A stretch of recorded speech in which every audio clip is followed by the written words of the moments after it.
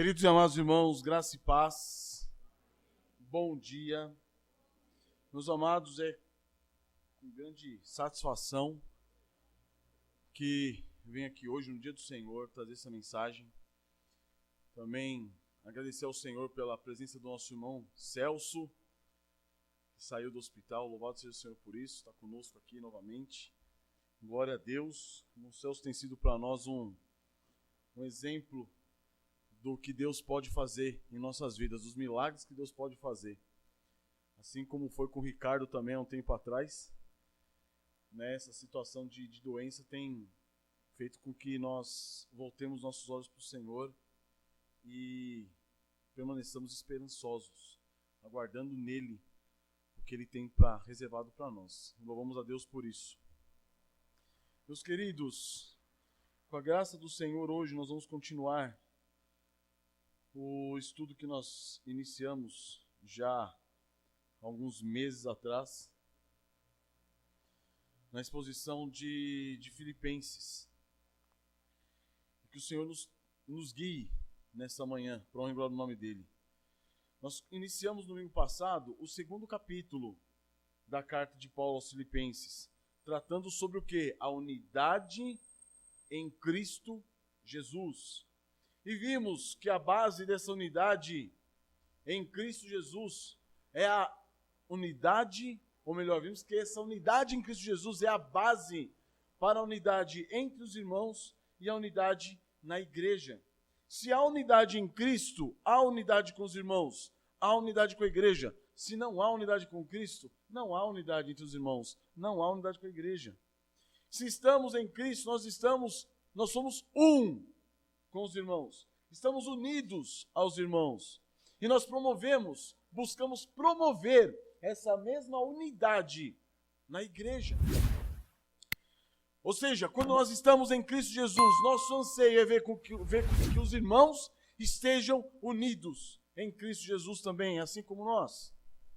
Então a consciência, irmãos, de que estamos em Cristo Jesus faz com que nós olhemos regozijantes para todas as bênçãos que Deus tenha realizado em nosso favor através de Cristo Jesus, enquanto nós somos o quê? Merecedores do inferno.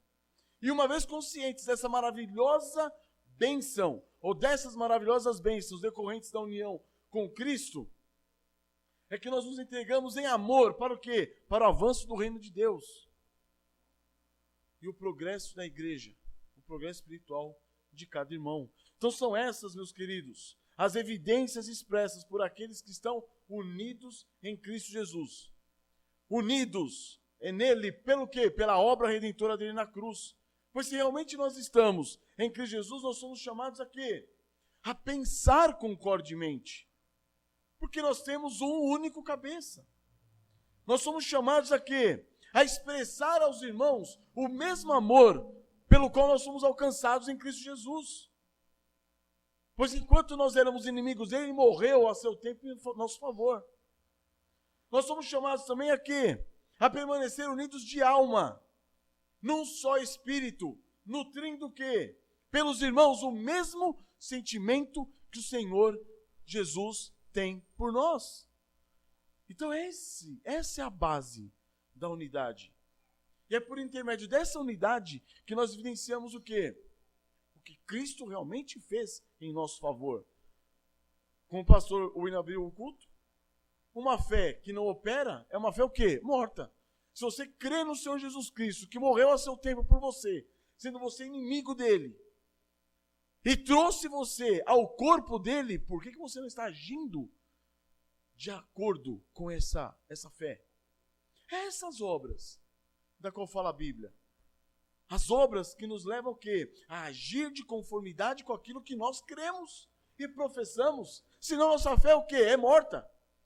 A gente tem a ideia do quê? De que obras são aquelas coisas que as pessoas fazem em favor dos outros ou para se redimir de algum modo dos seus próprios pecados. As boas obras são o quê? Aquilo que você faz em submissão à vontade de Deus. Aquilo que lhe dá prazer.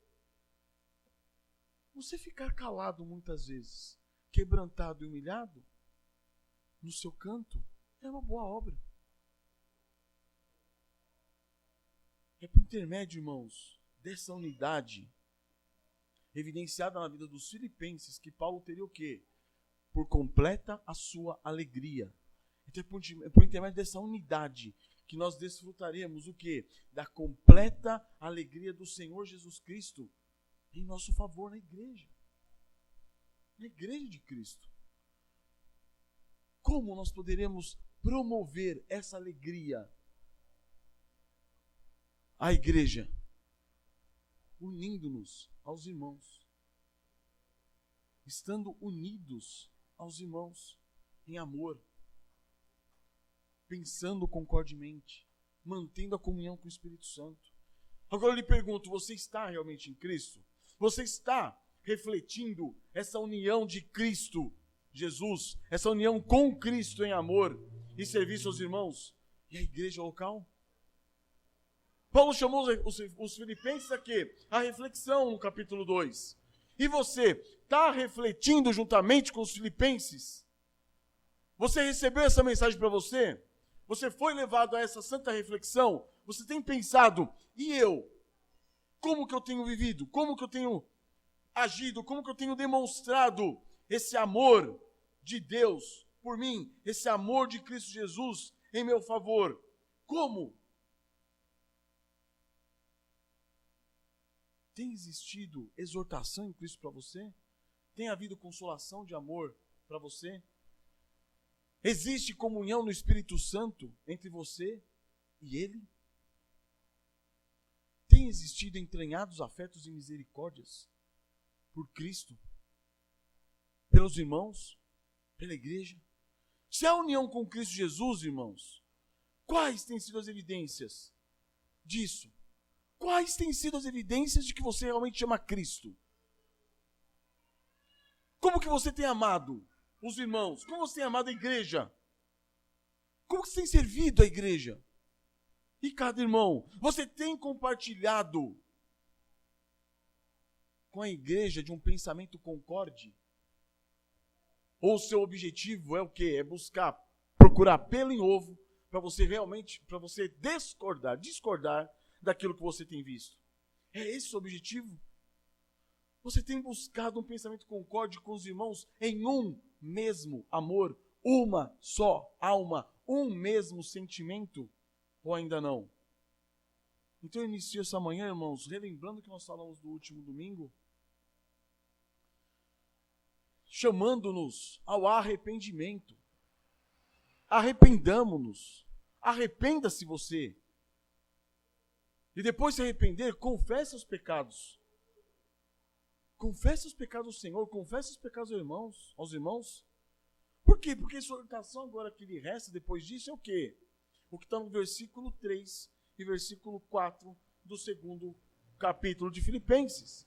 Nada façais por partidarismo ou vanglória, mas por humildade, considerando cada um os outros superiores a si mesmo. Não tenha cada um em vista o que é propriamente seu, senão também cada qual o que é dos outros. Filipenses 2, de 3 a 4. Esse será o nosso texto nessa manhã, irmãos. Então vamos curvar nossas cabeças e pedir ao Senhor que nos guie. Deus eterno, Pai de eterna graça e misericórdia, quão misericordioso Tu és, ó Pai. Pois somos tão falhos, ó Deus, tão miseráveis, ó Pai. Pois nossos olhos estão voltados somente para nós, ó Deus. Nossos olhos permanecem, ó Pai, voltados para nós mesmos. E ainda que dentro do corpo de Cristo, ó Deus, dentro da sua igreja, nós buscamos ser servidos e não servir. Nós buscamos, ó Pai, ser amparados e não aparar. Nós buscamos, ó Deus, os nossos próprios interesses e ignoramos o interesse dos irmãos. Quão medíocres nós somos, ó Pai. Quão enganoso é o nosso coração. Sabemos, ó Pai, que a luta contra o pecado será por toda a nossa vida, ó Deus. Por isso nós te pedimos, ó Pai, dá-nos sabedoria, ó Pai. Dá-nos dependência de nosso Senhor Jesus Cristo. Ó Senhor, leva-nos ao arrependimento, ó Pai. Quantos corações endurecidos, ó Deus. são encontrados na tua igreja, Pai. Ó Senhor, irmãos e irmãs que professam o teu santo nome, mas não estão dispostos ao arrependimento, ó Deus. Disponha, ó Pai. Concede-nos, ó Deus, um coração quebrantado, um coração contrito, abatido, humilde, ó Deus, para que possamos buscar a Ti, ó Pai, de todo o nosso coração. E buscar, ó Pai, arrependimento em Ti, ó Deus, para reconhecer, ó Deus, os nossos pecados e saber, ó Pai, que se não há unidade no corpo de Cristo, a culpa é minha. Ó Senhor amado, tem misericórdia de nós e ajuda-nos a olhar para Cristo, somente para Ele, para que o Teu nome seja glorificado pelos méritos dEle. É por isso, ó Deus, que nós pedimos e louvamos, ó Pai, nessa manhã, ao nome do Senhor Jesus. Amém, Senhor. Então, meus queridos, eu pergunto, você está em Cristo Jesus? Você tem dado evidências de que você está em Cristo Jesus? Cristo Jesus está em você? Por que eu falo isso? Porque quem está em Cristo está nele para quê? Para reconhecer a sua própria miséria. A nossa própria miséria. Esse é o objetivo. Por quê? Porque ele veio salvar quem? Pecadores. Se você não é pecador, por que você está buscando Jesus Cristo? Agora, se você buscou Jesus Cristo porque você é pecador, por que agora você deixou de ver que você é pecador? Afinal de contas, o Senhor Jesus veio para quem? Os sãos não precisam de médico. E sim quem? Os doentes. Não vim chamar justos, o Senhor Jesus disse. E sim, pecadores, como está em Marcos 2,17. Então só está em Cristo Jesus quem reconhece o quê? A sua condição pecaminosa. E por isso se vê o quê? Necessitado de um Salvador. Quando se fala de depravação total, irmãos, imagine esse ambiente. Totalmente prejudicado, totalmente destruído. Caiu uma bomba aqui.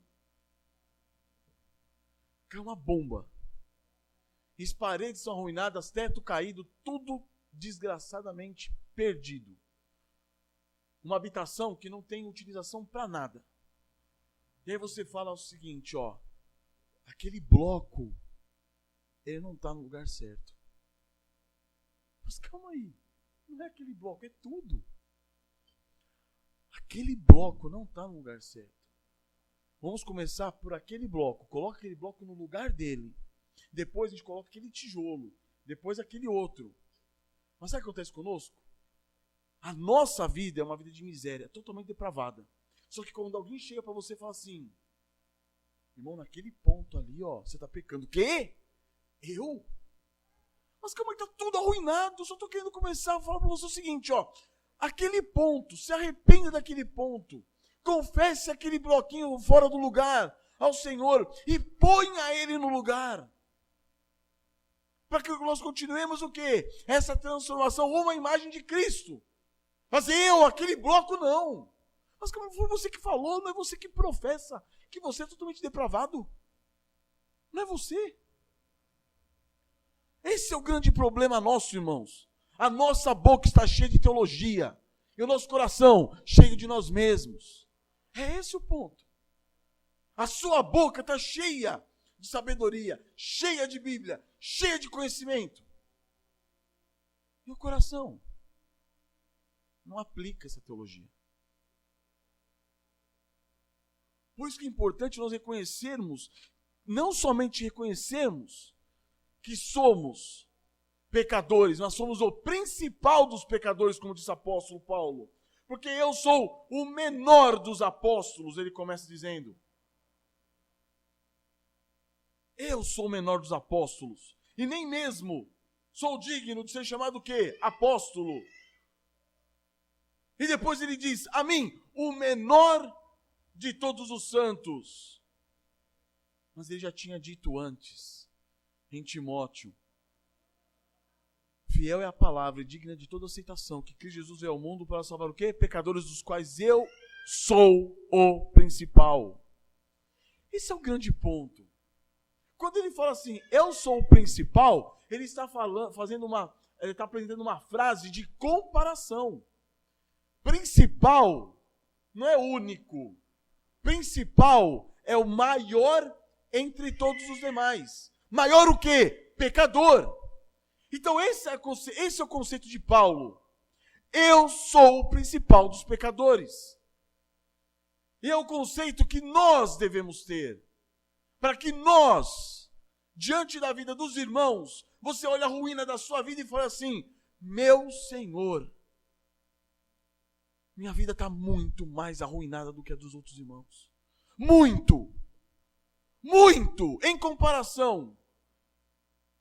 Eu sou o principal dos pecadores. Um pré-reformador italiano, Gasparo Contarini, disse que a humildade ela só se torna genuinamente verdadeira se cada um considerar seu próprio interior, o mal do seu próprio interior, que sabe que com certeza está lá. O problema é esse, irmãos. Você não considera o mal do seu interior. Você fala, mas você não considera. Somente a consciência própria de uma depravação total, profunda, arraigada no mais íntimo do nosso ser, obrigado, Flor, é que poderá o quê? Livrar-nos da humilde hipocrisia. Ou da hipocrisia humilde.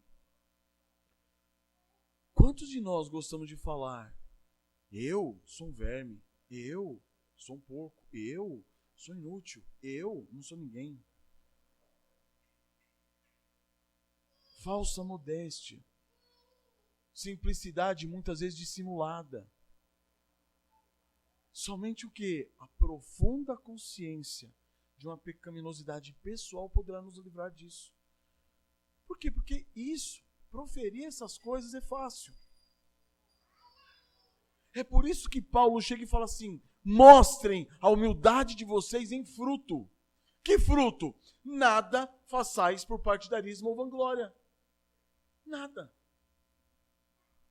Nada. E aí, meus queridos, vocês poderão perceber que no verso 1 e 2, Paulo disse o seguinte, olhem o que vocês têm em Cristo Jesus. Vocês não têm nada em si mesmos. Nada. E é por vocês estarem em Cristo Jesus que existe o que para vocês? Exortações. Por quê? Porque você não tem nada em você mesmo. Então você precisa ser o quê? Exortado, continuamente. Mas também há para vocês, em Cristo Jesus, o quê? Consolações. Há também para vocês em Cristo Jesus comunhão com o Espírito Santo. E há também para vocês em Cristo Jesus entranhados afetos e misericórdia de uns para com os outros. Nada provém de vocês a não ser o quê? Pecado. E é por isso que vocês podem agora fazer o quê? Considerar cada um os outros superiores a si mesmo. É isso que Paulo está falando. Então, versículo 1 e 2 é a base para quê? Para que agora ele possa exortar e dizer, considerem cada um os outros superiores a si mesmo. É a partir disso que vocês podem, então, deixar vocês mesmos de lado, tendo em vista o quê? Cada qual o que é dos outros. Esse é o ponto. E aí, eu vou trabalhar nesses 2 versículos a partir de 2 pontos unicamente. Primeiro, quem é superior para você? Quem é superior para você? E segundo, você age em prol de quem? E o tema da nossa mensagem é um amor cristão prático. É isso que Paulo está exigindo dos filipenses. Um amor cristão prático. Um amor cristão visível. Um amor cristão evidente. Não um amor cristão de palavra, de boca. Ah, eu amo. Nossa, e aquele irmão para mim, sabe, meu Deus, nossa, como eu amo essa igreja, como eu amo os irmãos. Não é isso. É um amor cristão o quê? Prático. Então começa com o primeiro ponto. Quem é superior para você? Para você, quem é superior? E É que Paulo fala, nada façais por partidarismo ou vanglória, mas por humildade, considerando cada um os outros superiores a si mesmo. E aí, por partidarismo, nós entendemos o quê? A palavra partidarismo é a tradução de eritheia, no grego, que dá a ideia do quê? De um sentimento faccioso, um espírito partidário, um espírito que cria o quê? Partidos, um espírito que cria o quê? Grupos com pensamentos distintos. Dentro da onde? Da igreja. Esse vocábulo está ligado a uma propaganda eleitoral. Espírito partidário, aquela pessoa que se propõe a quê? A se sobressair acima dos outros. E a guiar os outros a partir dos seus próprios conhecimentos, o seu próprio entendimento, as suas próprias interpretações. É o desejo de se colocar acima dos demais e guiá-los no seu partido. É a propensão para criar partidos, onde a própria pessoa se sobressaia. Ou o seu partido, ou a sua ideia. Já perceberam? Muitos de nós, muitas vezes, abrimos mão, até mesmo de nós nos sobressairmos, mas desde que a nossa ideia, a nossa interpretação se sobressaia. É por isso que os coríntios diziam, eu sou de Paulo, eu sou de Cefas, eu sou de Apolo, eu sou de Cristo. O que é isso? Que é partidarismo. Ah, mas não é ele que está em evidência, não. É uma ideia. A ideia que ele comprou, ele coloca em evidência e fala, ó, você quer ser santo? Siga a minha ideia. Siga a minha visão. Isso é ser partidarista. É utilizar-se da palavra. Para quê? Para você trazer as pessoas ao seu ponto de vista. Paulo exorta os filipenses, irmãos, que não fossem egoístas e não se colocassem em uma posição de superioridade sobre os demais irmãos. Por quê? Pois é isso que move o sentimento faccioso e o espírito partidário. Você se colocar numa posição acima dos demais. Vocês acham que entendem? Vocês não entendem não. O que entende é que sou eu. Siga aqui as minhas ideias, siga aqui os meus conceitos. Tal sentimento provém do quê? De uma sabedoria, uma inteligência mundanas. É isso que Tiago nos exorta. Abram comigo em Tiago, Epístola de Tiago, capítulo 3, verso 13.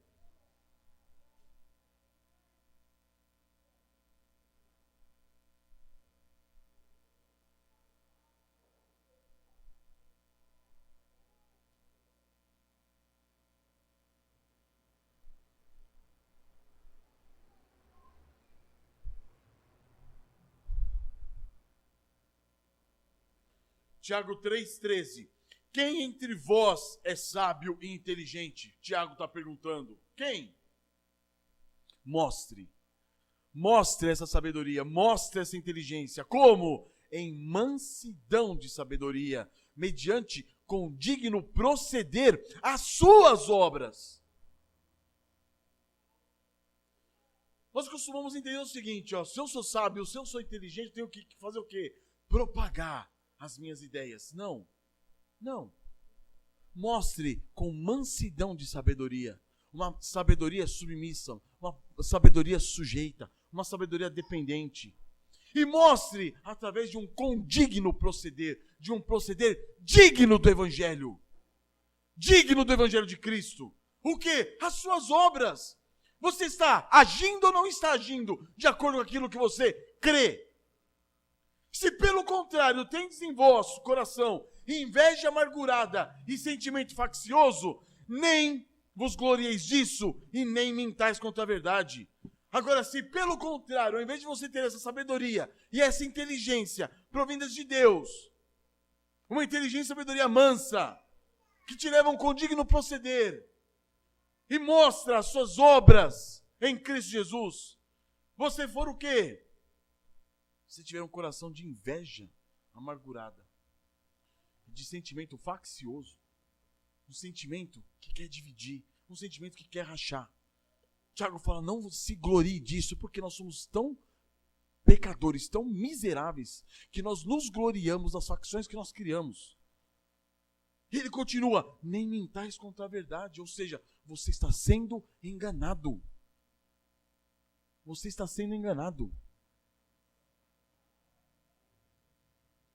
Irmãos, boa parte da minha vida de relacionamento com Deus foi como um desigrejado. E como um desigrejado eu era hábil. Eu era muito bom em quê? Em chegar num lugar e falar assim, que está errado, isso está errado, aquilo está errado. O que é isso? O que é isso? Sentimento faccioso. Mas calma aí, pastor, isso daí não é você, a partir das Sagradas Escrituras, procurar ver a verdade e apontar o erro? Mas muitas vezes não é sua obrigação fazer isso. A sua obrigação, muitas vezes, é você se sujeitar, ainda que no erro. Sujeite-se para baixar sua bola, para você entender quem você realmente é. Um desgraçado de um pecador que precisa fazer o quê? Ficar calado. Calado, porque não entende nada, não vê nada, não consegue enxergar o todo. E começa a julgar o quê? Os detalhes. Um baita de um religioso fariseu hipócrita. Esse era eu. E ainda luto contra isso hoje. Mas aí Tiago continua. 15. Esta não é a sabedoria que desce lá do alto. Antes é uma sabedoria o quê? Terrena, animal e demoníaca. Essa sabedoria que você usa, essa inteligência que você usa para partidarismo, para facção, para dividir a igreja, ela é uma sabedoria terrena, animal e demoníaca. Pois onde há inveja e sentimento faccioso há o quê? Confusão e toda espécie de coisas ruins.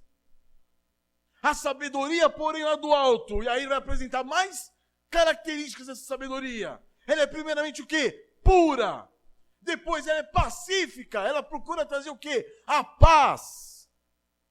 Ela é indulgente, ela é tratável, ela é plena de misericórdia e de bons frutos. Boas obras. Ela é imparcial, ela é sem fingimento. Ora, é a paz que se semeia, é em paz que se semeia o fruto da justiça para os que promovem o quê? A paz. É em paz. Sabe quem que não tolera o pecado dos outros? Sabe quem que não tolera o erro dos outros? O erro das igrejas? Sabe quem que não tolera? O justo. O justo em si mesmo.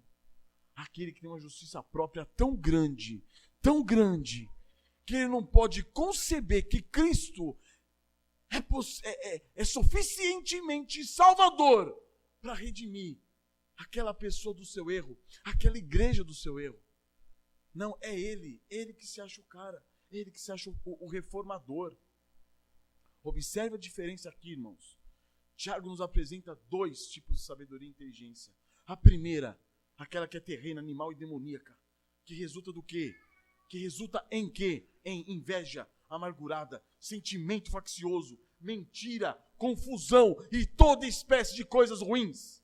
Essa é a sabedoria terrena, animal e demoníaca. E a segunda é aquela sabedoria, aquela inteligência que provém lá do alto. E ela é evidenciada pelo meio do quê? De boas obras. Que boas obras? Mansidão é boas obras. Um condigno proceder são boas obras. Ela provém lá do alto. Por isso que ela é o quê? Ela é pura. Ela é pacífica. Ela é indulgente. Ela é tratável. Ela é plena de misericórdia e de bons frutos. Ela é imparcial. Ela não é fundamentada em fingimento. Ela não é fundamentada em hipocrisia. Essa é a sabedoria de Deus. Essa é a sabedoria e inteligência divina.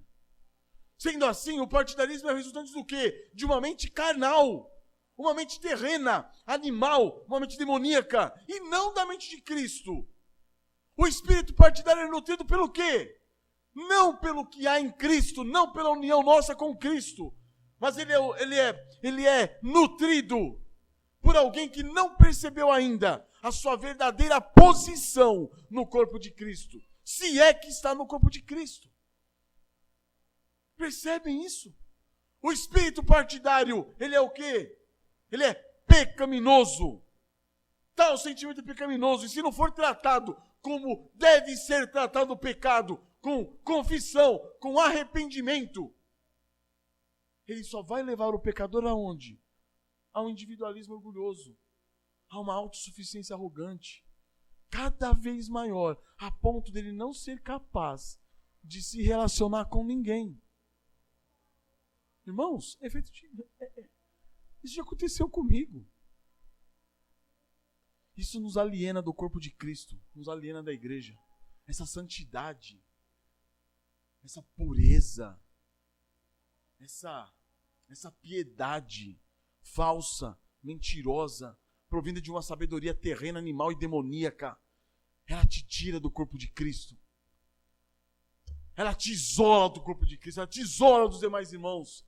Ela te isola de tudo. Por quê? Porque você não suporta o pecado dos outros.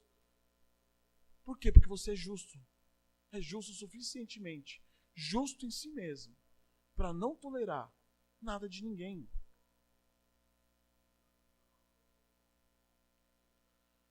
É esse sentimento, irmãos, que assola a vida espiritual dos desigrejados modernos. E é esse sentimento que mina e destrói o quê? A comunhão verdadeira e profunda dos irmãos na igreja de Cristo. Não está só lá fora, tá? Esse sentimento está aqui dentro. Esse sentimento aqui dentro. Um sentimento o quê? Partidário. E é esse sentimento que te coloca o quê? Numa posição de santidade onde você se vê melhor do que tudo e todos. E ainda quer fazer o quê? Prosélitos. Sigam a mim, porque eu sei o que estou falando. Mas não para por aí, irmãos. Infelizmente, Paulo continua nos exortando, dizendo o seguinte, que quem nutre um sentimento faccioso, um espírito partidário, ele está fazendo isso por quê? Porque ele está buscando os seus próprios interesses. Ninguém nutre um sentimento partidário, espírito faccioso, tendo em vista a glória de Deus. Ninguém. Ninguém, irmãos. Ninguém faz isso. Ele está buscando o quê? A sua própria glória. Ele está buscando o quê? Se sobressair. Ele está buscando o quê? Satisfazer os seus próprios caprichos, suas próprias paixões, seus próprios interesses. Paulo também exorta aqueles que buscam chamar a atenção para si mesmos, dizendo o quê?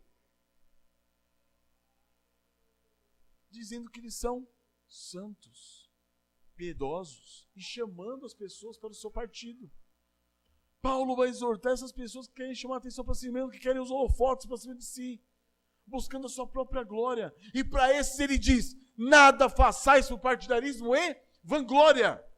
Mas o que é vanglória?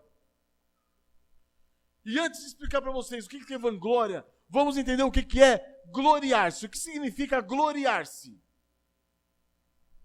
Vamos tentar compreender a palavra gloriar-se em 5 pontos. Primeiro, gloriar-se é cobrir-se de glória, cobrir-se de honra, cobrir-se de reconhecimento. É expressar um orgulho de si mesmo. Isso é gloriar-se. É quando você se orgulha de você mesmo. Você olha para você como um belo narcisista e fala, rapaz, eu sou bom. Isso é gloriar-se. Expressar orgulho de si mesmo.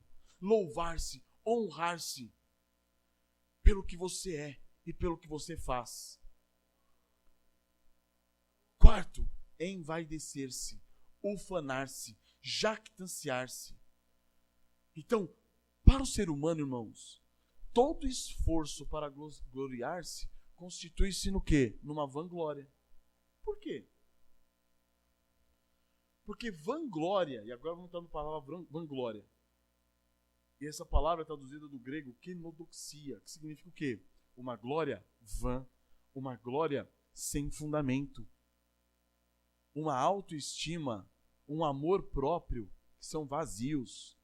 Só você está vendo o valor que você tem. Por quê? Porque é um valor que não existe. É um valor sem fundamento. É um valor vazio. Por isso que se torna uma vanglória. É uma glória que você dá a si mesmo, fundamentada no quê? No nada. Ela é vã, ela é fútil. É uma opinião falsa que você tem a respeito de si mesmo. E por causa dessa falsa opinião, uma opinião que não existe, você procura o quê? Louvar-se, honrar-se por aquilo que você não é, por aquilo que você não faz. Ou seja, a vanglória é uma mentira, é um erro, ela é uma falsidade. Todo esforço humano, irmãos, todo esforço nosso, de qualquer um de nós, para nos gloriar, constitui-se no quê? Numa vanglória. Por quê? Porque está fundamentado no nada. Nenhum ser humano pode gloriar-se de modo legítimo. Nenhum de nós. Não há como nós nos gloriarmos de modo legítimo. Se nós nos gloriarmos, isso não é uma glória, é uma vanglória. E por ser uma vanglória, está sustentada no quê? No nada. Tudo, toda a glória que nós buscamos é vã. Pois ela não possui o quê? Fundamento algum. Toda autoestima, todo orgulho, todo louvor, toda honra que o homem nutre por si mesmo são o quê? Vazios, fúteis, vãos, inúteis. Isso é vanglória, ou seja, uma glória vã, uma glória falsa, enganosa, mentirosa, uma glória que não existe definitivamente. E aquele que busca essa glória para si mesmo, ele atua como o quê? Como alguém, como um ator. Ele atua como um ator, como se houvesse glória que lhe pertencesse. É um ator, é um mentiroso. Ele interpreta algo que não existe. O que motiva a glória no ser humano é a mentira, irmãos. É o erro. É a má interpretação de si próprio. É a má interpretação do seu próprio estado. Ou ainda, o que motiva a nossa glória é a usurpação descarada de algo que não provém de você. É a usurpação descarada de algo que não é seu. De algo que é do outro. Você se utiliza do outro para buscar o quê? Glória para você mesmo. Irmãos, com o maior cinismo do mundo, todos nós continuamente buscamos o quê? Plagiar a autoria dos nossos feitos. Já perceberam isso? Você faz e você busca o quê? A glória por aquilo que você fez. Quem diz que aquilo que você fez é mérito seu? E aí você plageia algo que não é seu. Você coloca a sua assinatura em algo que não é seu. E aí você passa a reivindicar uma glória que é indevida. Mas entenda, nada de bom existe em você.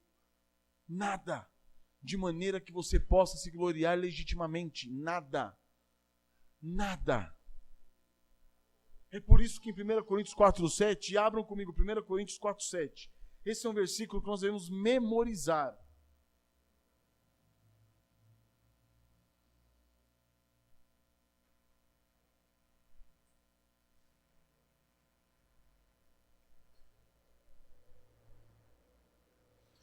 Esse é um versículo que todos devemos memorizar, ensinar nossos filhos, nossa esposa. 1 Coríntios 4:7. Pois quem é que te faz sobressair? E aqui ele fala assim, o que é que te faz sobressair? Não, ele fala assim, quem é que te faz sobressair? Quem é que te faz salientar-se, ficar-se numa posição distinta dos demais? Sabe aquelas impressões em relevo? Pega o pacote lá, o embrulho lá, de um panetone. Você passa a mão lá e você sente o quê? O relevo. Aquilo é sobressair. Você pega uma parte da gravura lá do desenho e faz com que aquilo sobressaia. Aquilo fica em evidência. Quem é que te torna o quê? Evidente diante dos demais. E que tens tu que não tenhas recebido? O que você tem que você não recebeu? O que você tem que provém de você? O que você tem que é seu próprio? Que é original de você? Nada. Agora, se não é nada, se você não tem nada original de você mesmo, se você não pode criar nada, nenhuma habilidade, nenhuma capacidade que você tem provém de você mesmo, é porque você recebeu isso de alguém. E se eu recebesse, por que te vanglorias? Como se eu não tivesse recebido? Por quê? Tá vendo? Por que te vanglorias? Porque se você recebeu, não é seu. E se você está buscando glória a partir daquilo que não é seu, você é um tolo. É isso que Paulo está falando. Não tem lógica o que você está fazendo. Todo ser humano que se gloria em si mesmo está mentindo e pecando. Todo ser humano que está se gloriando em si mesmo está roubando a glória que é de Deus. Porque a glória e o mérito é de alguém. Se não é meu, é dele. Se eu estou buscando vanglória, eu estou roubando a glória de Deus. A glória que pertence somente a ele. Em Isaías 42:8 diz: eu sou o Senhor, este é o meu nome, a minha glória, pois não a darei a outrem, nem a minha honra as imagens de escultura. Agora, no lugar da imagem de escultura, você coloca o quê? Você mesmo. Nem a minha honra darei a quem? A um ser humano qualquer, que se acha Deus para si mesmo. Não foi essa a lição que Deus ensinou a Nabucodonosor, irmãos? Foi ou não foi? Vamos abrir em Daniel 4:29.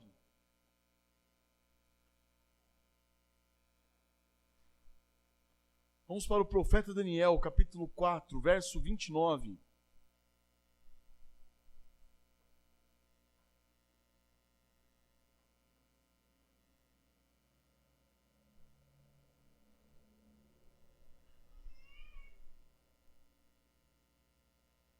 Ao cabo de 12 meses, passeando sobre o palácio real da cidade da Babilônia, versículo 30 do capítulo 4 de Daniel, falou o rei e disse: que rei? Nabucodonosor. Não é esta a grande Babilônia que eu edifiquei para a casa real, com o meu grandioso poder e para a glória da minha majestade? Irmãos, isso não é específico, isso não é próprio de Nabucodonosor. Isso é próprio de todos nós. Não é essa a grande Babilônia que eu edifiquei para a casa real? Eu edifiquei com o meu grandioso poder e para a glória da minha majestade. Ele falava ainda, versículo 31. Quando desceu do céu o quê? Uma voz. E disse: a ti se diz, ó Nabucodonosor, já passou de ti o reino. Ou seja, meu filho, passou de você o reino. Você vai ver agora um animal. Você vai comer erva no campo, para você entender o quê? O que você realmente é? Nada. Nada. Por que Deus não fez simplesmente o seguinte: agora você precisa entender, agora vão entrar os inimigos, vão acabar com Babilônia? Não. O problema não era a Babilônia. O problema era a praga do coração de Nabucodonosor. Ele não estava enxergando quem ele realmente era. Ele se via o quê? Numa posição sobressalente. Ele sobressaiu diante de todo mundo e falou assim: eu tenho glória. Eu sou o cara. Não. Agora você vai ver quem você é. O quê? Um animal. Um inútil. Se há sopro se há fôlego de vida nas suas narinas, é porque eu te dei, Deus está dizendo para Nabucodonosor. E agora você vai comer o quê? Grama. Se assemelhando a quê? A boi. Para você entender que você, de um animal, não passa. É isso que precisa acontecer conosco. Não sendo nós capazes de produzirmos nada de bom, pelo contrário, só produzirmos o quê? Miséria. Pelo que nós podemos nos gloriar?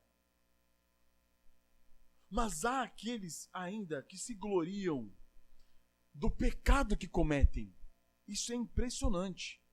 Em Filipenses, nós vamos ver isso mais para frente, no capítulo 3, versículo 18, diz: pois muitos andam entre nós, dos quais, repetidas vezes, eu vos dizia, e agora vos digo, até chorando, que são inimigos da cruz de Cristo. O destino deles é o quê? A perdição. O Deus deles é o quê? O ventre. E a glória deles está na sua própria infâmia. Estão percebendo? A glória deles está no quê? Na sua própria infâmia. Por quê? Porque só se preocupam com as coisas terrenas. Então, amados, mas agora nós vamos entrar no quinto ponto. A quinta definição do que é gloriar-se. Além de ser cobrir-se de glória, expressar orgulho de si mesmo, louvar-se, honrar-se pelo que se é ou pelo que se faz, envaidecer-se, ufanar-se, jactanciar-se.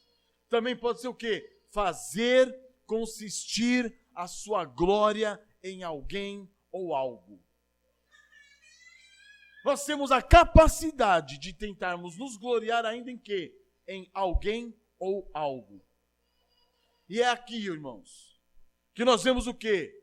O único aspecto em que o homem pode gloriar-se sem pecar. Existe um aspecto em que nós podemos nos gloriar sem pecar. Um homem pode se gloriar sem pecar quando ele se gloria pelos méritos de outro. Ou seja, o homem não peca quando ele está ligado a alguém que realmente possui méritos pelos quais ele possa se gloriar legitimamente. É errado gloriar-se? Não é errado. É pecado você se gloriar? Não é pecado.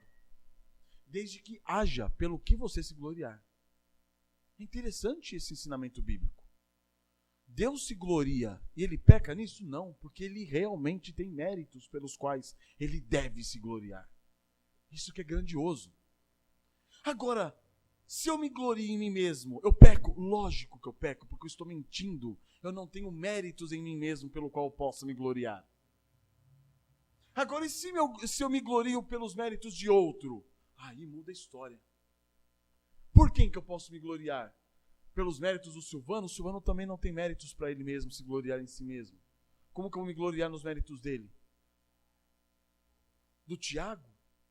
De quem? De ninguém. Mas em Filipenses 3,3 diz: porque nós é que somos a circuncisão, nós que adoramos a Deus no Espírito e nos gloriamos em Cristo Jesus e não confiamos na carne. Quem tem méritos pelo qual eu posso me gloriar? Cristo Jesus tem méritos. Não somente podemos nos gloriar em Cristo Jesus, mas nós devemos nos gloriar nele. Nós devemos nos gloriar nele. Ele é o único que tem méritos pelos quais nós podemos gloriar. E méritos que nos foram o quê? Concedidos. É unicamente Cristo Jesus o motivo de toda a nossa glória, aqui e na eternidade. Nós gloriamos-nos nele pelo fato do quê? Daquilo que ele fez por nós, em nosso favor. E estamos aqui nessa manhã para quê? Para entendermos que se não fosse a glória, se não fossem os méritos de Cristo, nós não estaríamos aqui essa manhã. Você não veio aqui porque você é bom. Você não veio aqui porque você é... Não, você veio aqui porque você foi salvo e redimido pelo sangue do Cordeiro. É os méritos dele que valem. Você não tem méritos em você mesmo. Foi ele que nos salvou, foi ele que nos reconciliou com o Pai. É por meio dele que agora nós temos o quê? Paz com Deus. Contudo, irmãos, ainda assim nós corremos o risco de, em nosso partidarismo, nos gloriarmos pecaminosamente em outros. Outros que não tenham méritos. Ou outros que supostamente possam carregar os nossos próprios méritos. Em Gálatas 6,12 diz o seguinte: todos os que querem se ostentar, ostentar-se onde? Na carne. esses vos constrangem a vos circuncidardes. Somente para não serem o quê? Perseguidos pela cruz de Cristo, pois nem mesmo aqueles que se deixam circuncidar guardam a lei, antes querem que vocês se circuncidem para se gloriarem na vossa carne. Essa é a relação entre a pessoa partidária e a busca pela glória. Ela não quer simplesmente que a outra seja piedosa, seja santa. Não, ela quer que a outra seja piedosa e santa por uma ação carnal, para que ela se orgulhe da santidade, da piedade do outro, porque foi direcionado por ela. Olha o ponto que nós podemos chegar, irmãos. Nós devemos nos gloriar somente em Cristo Jesus. Paulo continua dizendo aqui em Gálatas 6,14, ele diz: mas longe esteja de mim o gloriar-me, senão na cruz de nosso Senhor Jesus Cristo. Isso é verdadeiramente glória. Isso é glória. Sentimento faccioso, partidarismo, vem de quem? De quem busca a sua própria glória. Devemos gloriar somente em Cristo Jesus, irmãos. Pois nele é que o mundo está morto para nós e nós para o mundo. Paulo exorta os filipenses que nada fizessem por partidarismo ou por vanglória, mas por humildade. Paulo se utiliza a palavra humildade em oposição ao quê? Ao partidarismo e à vanglória. A humildade, então, é o quê? É o antídoto que opera contra o espírito partidário e a glória vã. Por quê? Porque o que alimenta esses dois sentimentos miseravelmente pecadores é o orgulho e é se ter em alta conta. Então a humildade, irmãos, Paulo exorta os filipenses por humildade. Façam com que o desempenho ativo de vocês seja movido por quê? Por uma baixa opinião de vocês mesmos, Paulo está falando. Hajam, não deixem de agir, mas hajam movidos por uma baixa opinião de você mesmo. Por um senso profundo do que de insignificância pessoal. Por uma sujeição e uma submissão que pessoal aos irmãos, ao corpo de Cristo, à igreja. De nada adiantaria Paulo exortar os filipenses a não fazerem nada por parte deles da vanglória, se ele não dissesse pelo que eles deveriam fazer, pelo que eles deveriam agir. Nós temos uma mentalidade religiosa, tola, de que para não pecar, basta nós não fazermos o quê? Pecado. Basta não agir em pecado. Mas isso é mentira. Porque a negligência, a omissão, a indolência, a indiferença, a displicência, são tudo o quê? Pecados. Aquilo que você deixa fazer é tão pecado quanto aquilo que você faz. Por isso temos exortado tantos irmãos. O que você tem deixado de fazer pelo corpo de Cristo? Está pecando. E Paulo fala, não faça por partidarismo e nem por vanglória. Fica parado. Não! Faça por humildade. Faça por humildade. Em Tiago 4,17 diz, aquele que sabe o que deve fazer o bem e não faz, nisto está pecando. Sua omissão, sua negligência, sua indolência, sua indiferença, é tudo pecado.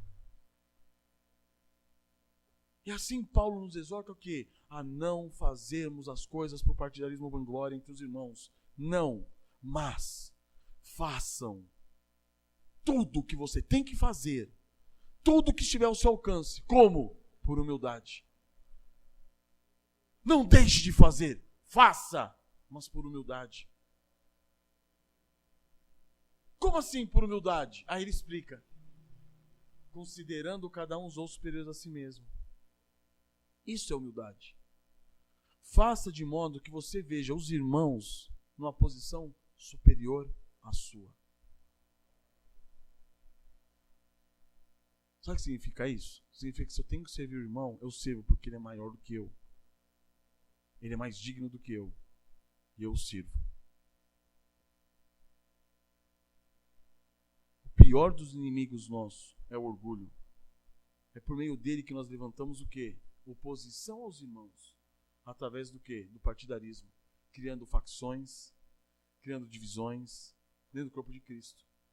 É por meio dele que nós nos envaidecemos, nós nos ostentamos, nós buscamos sobressair em vanglória diante dos irmãos. Mas o remédio para o orgulho, qual que é? O remédio para esse orgulho que sustenta o partidarismo e a vanglória é a humildade. É fazer as coisas considerando os outros superiores a nós mesmos. E essa humildade, irmãos, está fundamentada em quem? Em Cristo Jesus, que por amor a nós, a si mesmo se humilhou. Quando se fala que Cristo Jesus humilhou-se, a gente vai ver isso nos próximos versículos, 5, 6, 7, 8. Tornando-se obediência até a morte de cruz, diz o seguinte, que ele considerou-nos superior a ele mesmo. Ele considerou-nos, apesar de miseráveis pecadores, dignos do inferno, ele nos considerou o quê? Dignos de receber a salvação por ele oferecida. É por isso que Paulo chega em Romanos 12, 10 e fala, amai-vos cordialmente, ou seja, amai-vos de todo o coração. Com amor, olha, uns aos outros, com amor o quê? Fraternal, amor de irmão, preferindo-vos o quê? Em honra, uns aos outros. Isso. Preferindo-vos em honra. Que o irmão seja honrado, não eu. Que o irmão seja glorificado, não eu. Por que você ainda procura ainda se defender? Por que você ainda procura manter a sua honra? Por que você ainda procura reconhecimento daquilo que você faz? Por quê? Porque você ainda se tem em muito alta conta. É só por causa disso. Ah, mas eu fiz aquilo, a pessoa não reconheceu. O pecado é da pessoa que não reconheceu? Ou é seu porque você queria o reconhecimento? Olha que loucura, irmãos. E nós ainda buscamos isso entre os irmãos. Pastor, eu fiz isso por fulano. Não reconheceu o que eu fiz. Não disse obrigado. Você fez para ganhar um obrigado? Foi isso? É por isso que você fez? Ou por que você faz? Se você está fazendo para ganhar um obrigado, é porque você não está fazendo porque você reconhece que você não é nada e que o irmão é superior a você. Ou se eu, como um funcionário, o patrão me manda fazer algo, eu faço e ele não agradece, tem algum erro por isso? Eu estou fazendo por agradecimento ou estou fazendo por salário? Você está me pagando o salário? Acabou, está resolvido. Ele não disse obrigado, o problema é dele, não é meu. O trato foi, você trabalha e eu te pago. Não é você trabalha e eu te agradeço. Qual é o nosso relacionamento com os irmãos? Eu faço por agradecimento ou eu faço porque eu não sou nada nem ninguém? Porque os outros são superiores a mim. O irmão por quem eu faço vale mais do que eu. Se você não faz isso, o irmão vale menos do que você faz e quer o quê? Reconhecimento. Você quer o quê? Agradecimento. O amor em Cristo Jesus, irmãos, nos conduz à humilhação. Ser transformado em imagem de Cristo é ser feito como Cristo foi feito. O quê? Servo, humilde, nada, quebrantado, humilhado. É isso que vai livrar-nos das contendas. É isso que vai livrar-nos do partidarismo. É isso que vai livrar-nos de considerarmos a nós mesmos superiores do que os irmãos. É por isso que a nossa casa vive no inferno. Porque você, homem, não considera a sua esposa superior a você. É por isso, mulher, que você não consegue se sujeitar ao seu marido. Você não consegue ver o seu marido como superior a você.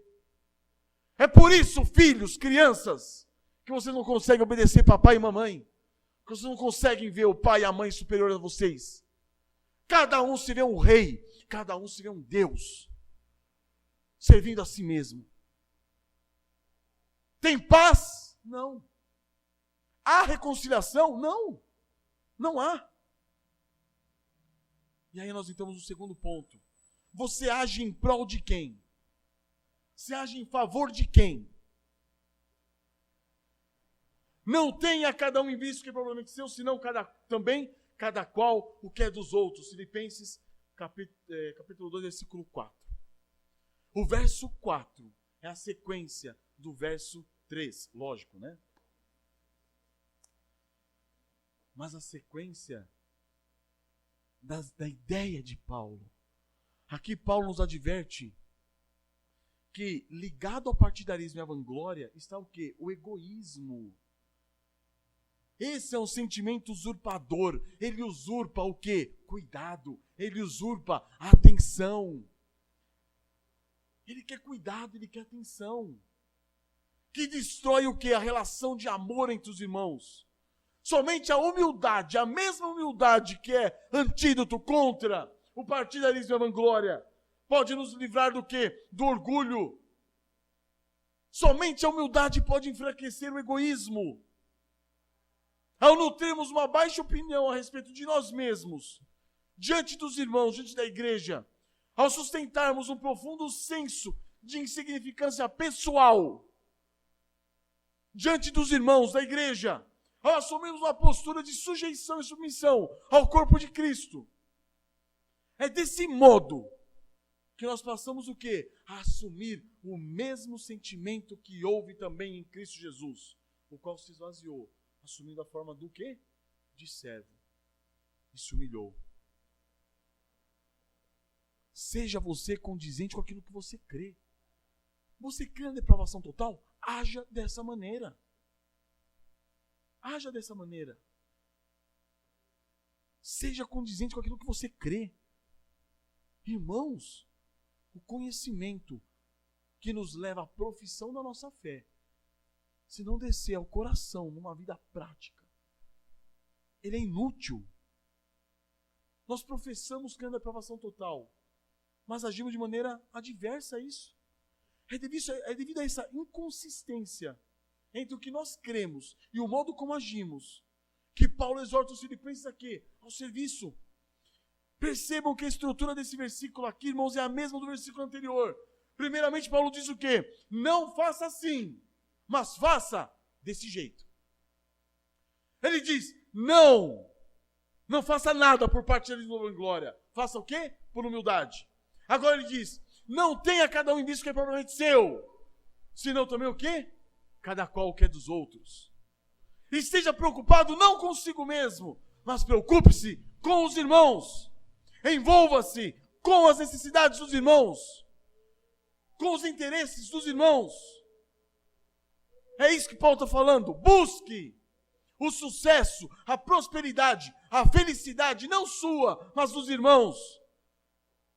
Anseie pelo contentamento, pelo benefício e pelo triunfo espiritual de quem? Não seu, mas dos irmãos. E ao resumir a lei de Moisés, o Senhor Jesus diz o quê? Amarás o teu próximo como a ti mesmo. Em Marcos 12, 31. E aí vem na nossa mente um pensamento tolo, um pensamento comunista, um pensamento de igualdade. Em que aspecto? O modo como eu devo me amar, eu devo amar também os outros. Não é isso que está sendo falado aqui. Não é isso.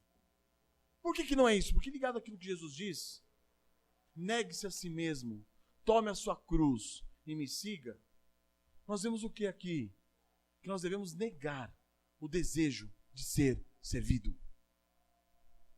Não é assim, do mesmo jeito como eu quero ser servido pelo Kaique, eu vou servi-lo buscando o quê? Lá na frente, ser por ele servido. Não! Não é isso que está falando aqui nesse mandamento. É negue o desejo de ser servido e sirva. É negue o desejo de ser amado e ame.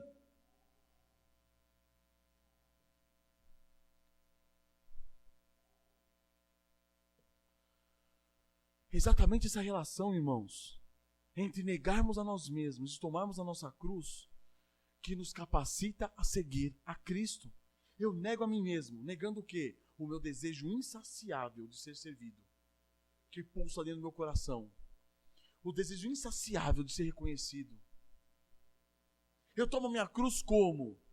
Tirando os olhos de mim mesmo e servindo, agindo ativamente, servindo ativamente os irmãos, de modo que eu seja o quê? Desprezado, que eu saia de cena, que eu seja deixado o quê? De lado.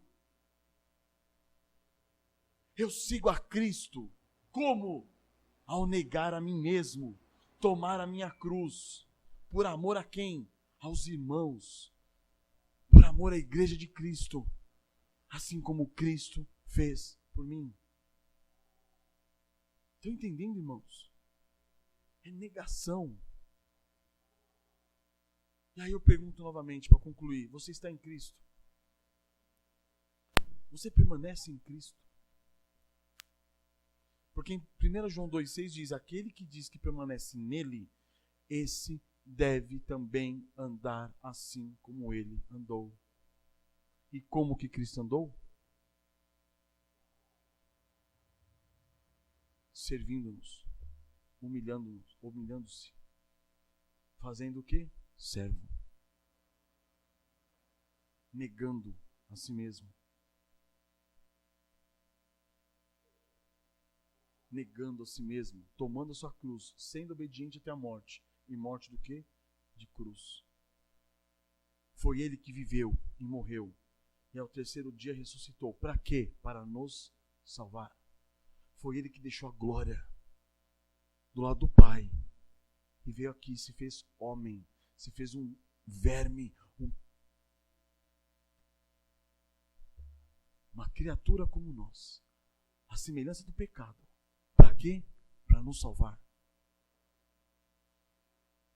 Ele viveu humildemente nessa terra, de maneira que, tendo o mesmo sentimento que Cristo, sejamos movidos a viver pelos irmãos, pela igreja. Vivamos do modo como Ele aqui viveu. Ele não reivindicou a sua natureza divina.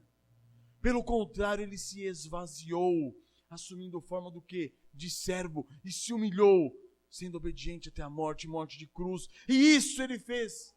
Para quê? Para que a semelhança dele, nós possamos o quê? Considerar os outros superiores a nós mesmos. Para que a semelhança dele possamos ter o quê? Em vista o que não é propriamente nosso, mas senão o que é cada qual o que é dos outros. Se não for esse, irmãos, o nosso sentimento, por que então celebramos aquilo que o Senhor Jesus fez por nós na ceia? Por que celebramos a ceia?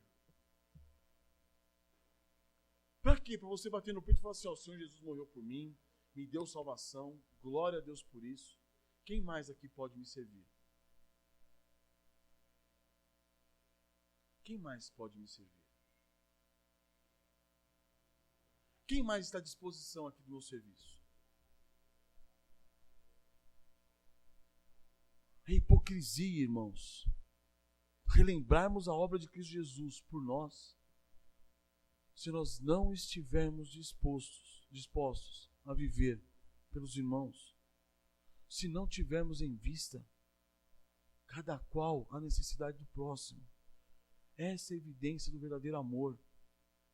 Esse é o amor cristão prático. O resto, irmãos, é ladainha. O resto é ladainha. É isso que nos leva à oração. É isso que nos leva a orar pelo irmão. É isso que nos leva a exortar o irmão. Porque muitos de nós temos na nossa cabeça o quê? Que ajudar os irmãos, servir os irmãos, é você ir lá e fazer tudo o que o irmão precisa. Atender as necessidades do irmão. Materiais, físicas, não é só isso. A oração pelos irmãos, servindo os irmãos. Exortar os irmãos é uma expressão de amor aos irmãos, como o pastor William abriu o culto hoje. Mas sabe o que nós queremos? Nós queremos é ser servidos. Exortação para mim é ruim. Não exorta não, pastor. Você está me incomodando desse jeito, você não está me servindo. É esse o conceito que nós temos hoje. E aí, quando você sai da sua casa para ir na casa do irmão exortá-lo, de novo. Ou quando você chama o irmão e fala assim, irmão, vem aqui. O que está acontecendo? De novo. É essa relação do amor prático, irmãos. Essa relação do amor prático é você fazer pelos irmãos. E haja reconhecimento ou não, continue fazendo. É isso que por graça move os nossos corações. Eu digo nossos como pastor, eu, William. A quê? A fazermos com reconhecimento ou sem reconhecimento. Com aceitação ou sem aceitação. Por quê? Porque fazemos para Cristo, em amor aos irmãos. Sabe a criança quando você pega? E eu digo porque eu fui assim. Quando meus pais me disciplinavam. Me disciplinavam por quê? Porque me amavam, era para o meu bem.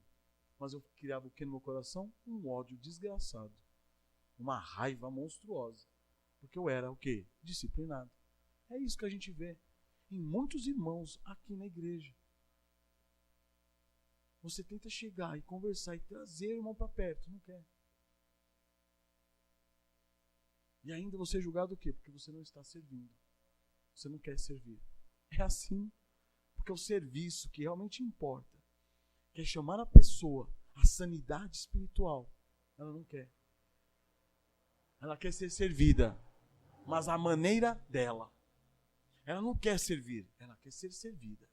E ela ainda cobra ainda da liderança e fala assim, você tem que me servir. Como? A minha maneira.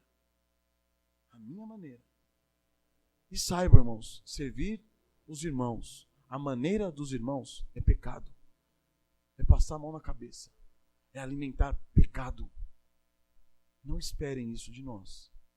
Nem de mim, nem do pastor William, nem dos diáconos que nós estamos orientando. Não espere isso de nós. Esteja pronto a servir. Você se preocupar com os irmãos. Sabe como você demonstra preocupação com os irmãos? Vindo aos cultos. Tendo contato com os irmãos. Sabendo o que o irmão precisa. O que o irmão deixa de precisar, de necessitar. Chamando o irmão contigo para evangelização. Chamando o irmão contigo para uma exortação. Estando juntos. Andando juntos. Caminhando com os irmãos. Vendo, por exemplo, 2 irmãos vindo ontem trabalhar na igreja, tendo visto o seminário. E você fala assim, rapaz, os irmãos podiam estar correndo atrás dos seus próprios interesses. Estão correndo atrás dos interesses do quê? De Deus, da glória de Deus. E servir os irmãos. Deixa eu lá ajudá-los. É isso. É isso. É isso que é serviço. Isso que é serviço na coletividade. Mas nós buscamos o quê? O nosso próprio interesse. E buscamos, inclusive, servir os outros segundo o nosso próprio interesse. Eu quero servir à minha maneira. Eu quero servir no meu individual. É do meu jeito. Eu não quero servir na coletividade. Eu não quero servir numa posição de sujeição e submissão. Eu quero servir do meu jeito. É do meu jeito. É do meu jeito que eu quero. Eu não vou hoje ajudar o irmão, porque hoje eu recebi uma visita na minha casa. Porque hoje eu vou pregar o evangelho sozinho. É a minha maneira. Ninguém se sujeita à coletividade. O serviço na coletividade. Por quê? Porque há o quê? Orgulho, arrogância, partidarismo, vanglória. Eu quero buscar servir de modo que eu seja glorificado por isso. Servir na coletividade, eu desapareço. Não tem graça. Não tem glória. Eu quero servir no meu individual. Para que os outros olhem e falem, parabéns. Esse é um cristão piedoso. Hipócrita. Hipócrita. Que o Senhor tenha misericórdia de nós, irmãos. O Senhor tenha misericórdia de nós. E nos ajude. Porque ontem nós estivemos numa igreja. E com a graça do Senhor, pela primeira vez,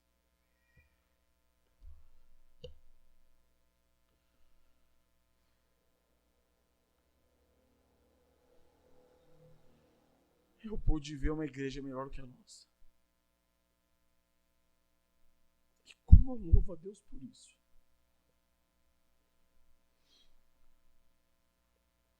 Porque até então, a arrogância do meu coração me cegava. E por tudo que nós temos passado, eu tenho visto que são não só a individualidade, não só eu olhando para mim mesmo e falando assim, os outros são superiores a mim. Não, mas que nós também possamos olhar para a igreja e falar assim, Senhor, louvo o teu nome pelo que tu tens feito naquela igreja e como tu tens conduzido aqueles irmãos, de modo a nos humilhar, de modo a nos quebrantar. E vimos uma igreja unida, concisa, correndo todos juntos, buscando cada qual o que? O interesse do outro, buscando servir-nos como visitantes de uma maneira impressionante. E louvado seja Deus por isso. Louvado seja Deus por aquela igreja que tivemos o prazer de conhecer ontem. E que o Senhor transforme as nossas vidas e o nosso ser para a glória do nome dele. Amém? Vamos curvar nossas cabeças? Senhor amado,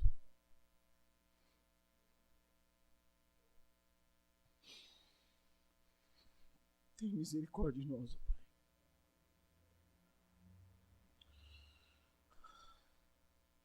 Ajuda-nos, ó Deus, a celebrar essa ceia agora, Pai, reconhecendo aquilo que Tu fizeste em nosso favor. Faça-nos ver, ó Pai, contemplar, ó Deus, a nossa miséria, Pai, a nossa fraqueza, a nossa vileza, a nossa inutilidade, ó Deus. Tira de nós, ó Pai, todo orgulho e arrogância, meu Deus, e faça-nos olhar para Cristo Jesus, nosso Senhor. Ó Senhor, faça-nos gloriarmos em Cristo Jesus, pois Ele é grande, ó Pai. Ele é o nosso Senhor, ó Deus. Ele se fez, ó Pai, pior do que nós, para nos servir, ó Deus. E é isso que relembramos essa manhã, ó Pai, comendo esse pão, tomando esse cálice, relembrando que Ele deu a sua vida por nós, ó Pai.